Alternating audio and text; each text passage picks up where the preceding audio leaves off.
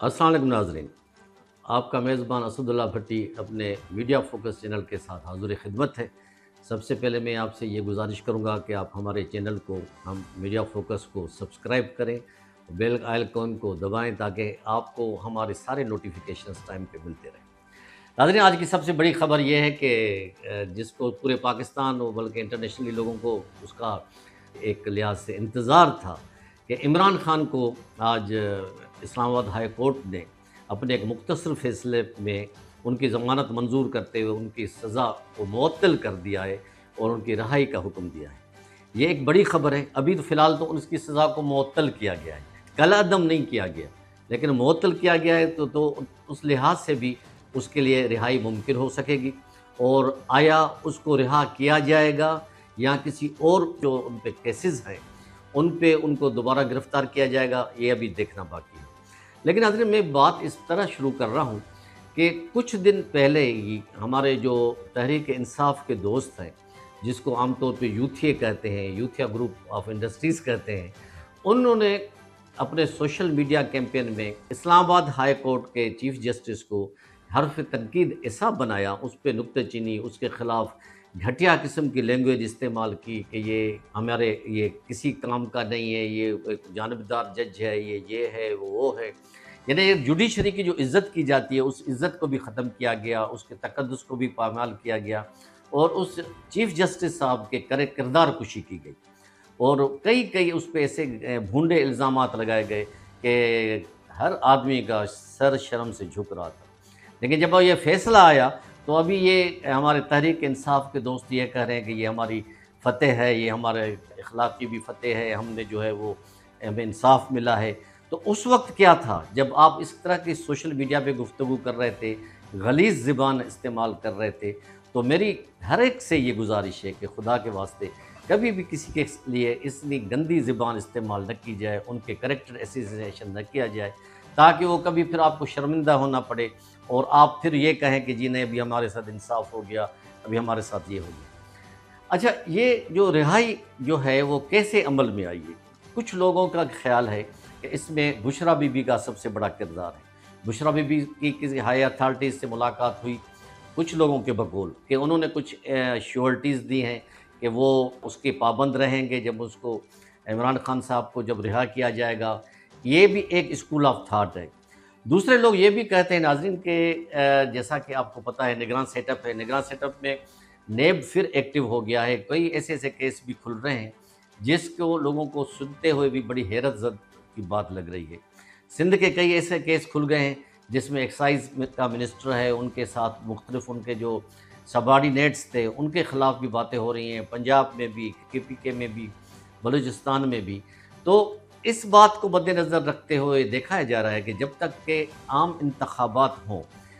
तो मुझे ये लगता है कि हमारी हाई अथॉरिटीज़, एस्टेब्लिशमेंट और निगरां हुकूमत मिल के सफाई करना चाहते हैं कि किसी को ये कहने का मौका न मिले कि जी ये इंतखाबात जो हुए जानबदाराना थे या इस पे किसी का हाथ था, किसी ने किसी को सपोर्ट किया, किसी को ये किया। आसिफ ज़रदारी साहब और नवाज़ शरीफ साहब एक दो बड़ी पार्टियों के लीडर्स हैं और मुस्लिम लीग नवाज़ और पीपल्स पार्टी का एक नाम है, पूरे पाकिस्तान में उनको पहचान है। और इन दोनों ख़ानदानों ने तो कई साल तक हुकूमत भी की, लेकिन अफ़सोस की बात ये हुई नाज़रीन कि इन्होंने भी कोई ऐसी तरक्की नहीं की जिससे आम आदमी को फ़ायदा पहुँचे। उसके बाद सोने पे सुहागा ये हुआ कि इमरान खान की हुकूमत आई, उसमें भी गलत किस्म के केसेस लगाए गए, कई लोगों को, पॉलिटिकल लीडरों को गिरफ़्तार किया गया, उनको नीचे सुलाया गया। जो आजकल वो कहते फ़रमाइश करते थे कि जी हमें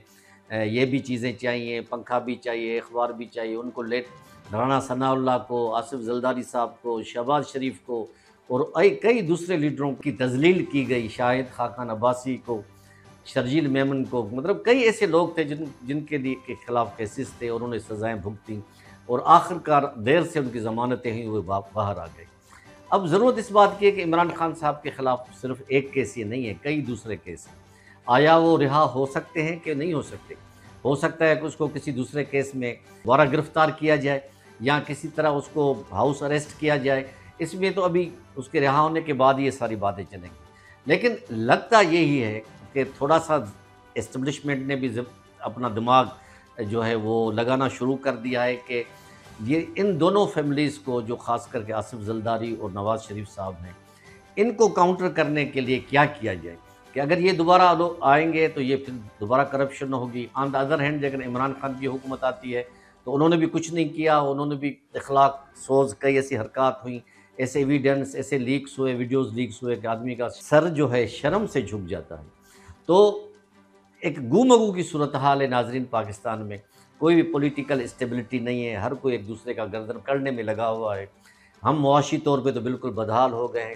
پولیٹیکلی بھی ہمیں یہ فرصت نہیں ہے کہ ہم ایک دوسرے کو اپریشیٹ کریں، ایک دوسرے کے جیسے کسی کام کو بھی ہم وہ قدر کی نگاہ سے دیکھیں۔ جب ہمارے فیور میں رزلٹ آتا ہے ہم سمجھتے ہیں، چاہے کوئی بھی ہو، کسی بھی پارٹی کا، کہ فیئر الیکشن ہوئے، اور جو ہارنے والا ہوتا ہے وہ کہتا ہے کہ جی نہیں الیکشن میں دھاندلی ہوئی، یہ ثبوت ہے، یہ ہے۔ تو عمران خان صاحب کی جو رہائی ہو رہی ہے یا اس کو تھوڑی جو سافٹ کارنر مل رہا ہے، تو وہ بھی اس بات کی تھوڑا بہت غمازی کرتا ہے کہ ہو سکتا ہے کہ آگے چل کے عمران خان کی پارٹی کو بھی لوپ میں لیا جائے، اس کو بھی الیکشن میں حصہ دلوایا جائے، تاکہ وہ بھی ایک لحاظ سے ایک بیلنس ایک پالیٹکس چلے، اور جو پیپلز پارٹی اور نواز لیگ جو اپنے آپ کو خاص کر کے سندھ میں پیپلز پارٹی اور پنجاب میں نواز لیگ بیتاج بادشاہ سمجھتے ہیں، ہو سکتا ہے کہ عمران خان کو ان کو بھی فیلڈ دی جائے، اس کو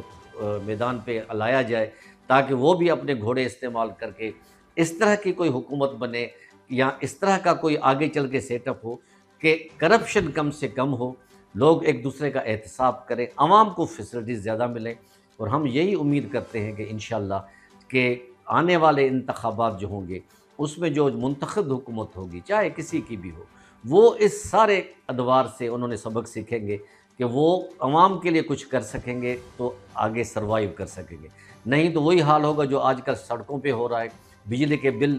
پھاڑے جا رہے ہیں، ان کو جلایا جا رہا ہے، سول نافرمانی کی تحریک چلنے لگی ہے، اور ہم اللہ سے دعا کرتے ہیں کہ پاکستان کا اللہ خیر